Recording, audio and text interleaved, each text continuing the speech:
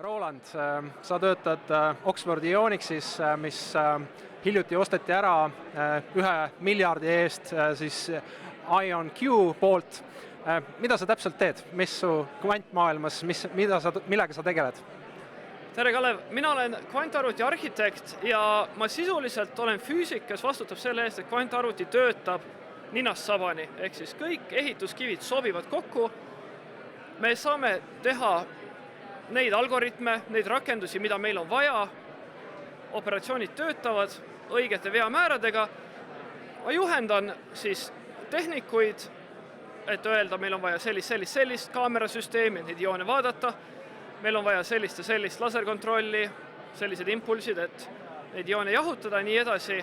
Ehk siis mul on selline väga meeldiv ja lahe roll, kus ma saan teha natukene kõike.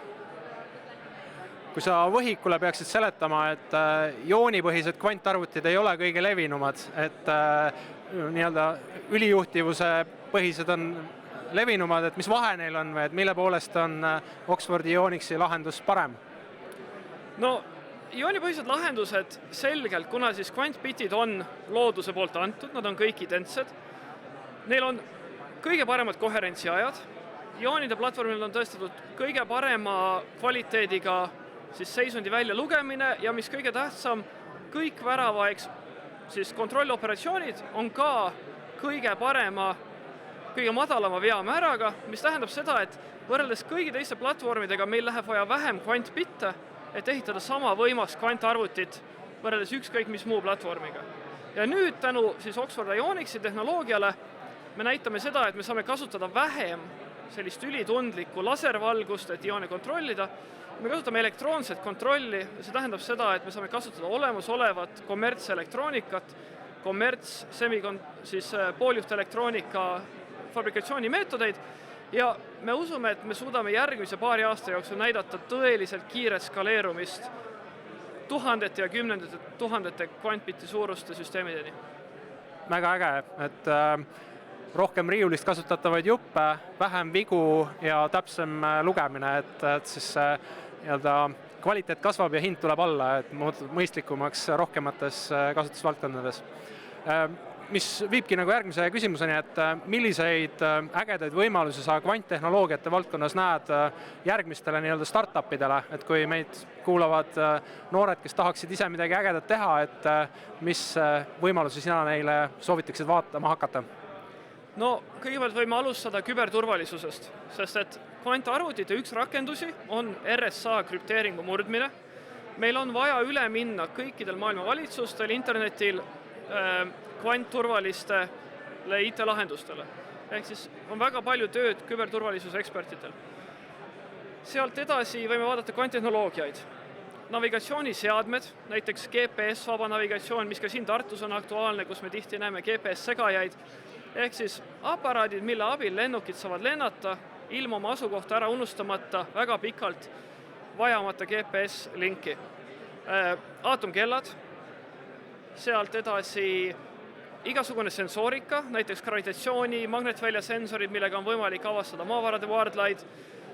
Need on juba funktsioneerivad tehnoloogiad, juba praegu testitakse lennukite ja laevade peal nii aatomkellasid, nii neid erinevaid andureid, navigatsiooniaparaate ehk siis kvantgyroskoope, sealt edasi kvantradarid.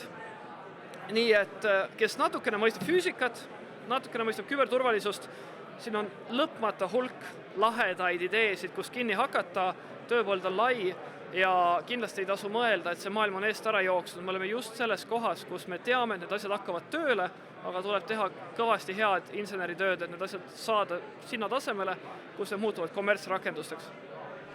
Mis viibki järgmise küsimuseni, et mida sa näed, et mida Eestis saaks ja peaks ära tegema, et me suudaksime nendest võimalustest kasu saada ja et me ei jääks nagu kvanttehnoloogia valdkonnas rongist maha?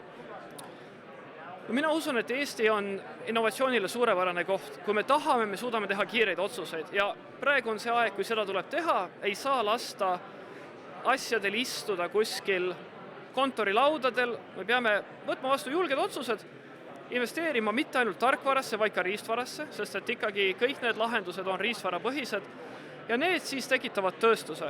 Ja ma arvan, et suur murdepunkt saab olema see, kui meie ärieliit hakkab mõistma, et lisaks edukatele IT-ettevõtetele on võimalik Eestis teha ka väga edukaid riistvaraettevõtteid ja see tekitab siis võimsa inseneride sellise põlvkonna, kust hakkavad kasvama kõiksugused lahedad lahendused välja. Ja me näeme seda juba, jällegi Tartus on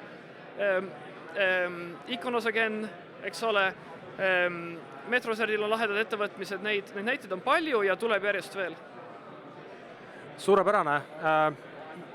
Mis on su viimane soovitus noortele, kes tahaksid kvantmaailmas midagi ägedat tegema hakata? Hakake kohe pihta, õppige alusteadmisi, ärge arvake, et te saate head kvaliteetsed vastused AI poolt ja arendage oma loogika meelt, sest et mida AI ei suuda teha, on raudne loogika. Teie peate olema need inimesed, kes saavad aru, kui AI üritab sulle meeldida, üritab sulle valetada ja panema sõrme peale ütlema stopp, tegelikult on asi teistmoodi. Vot seda loogika meelt on meil kõigil vaja. Suurepärane, aitäh sulle!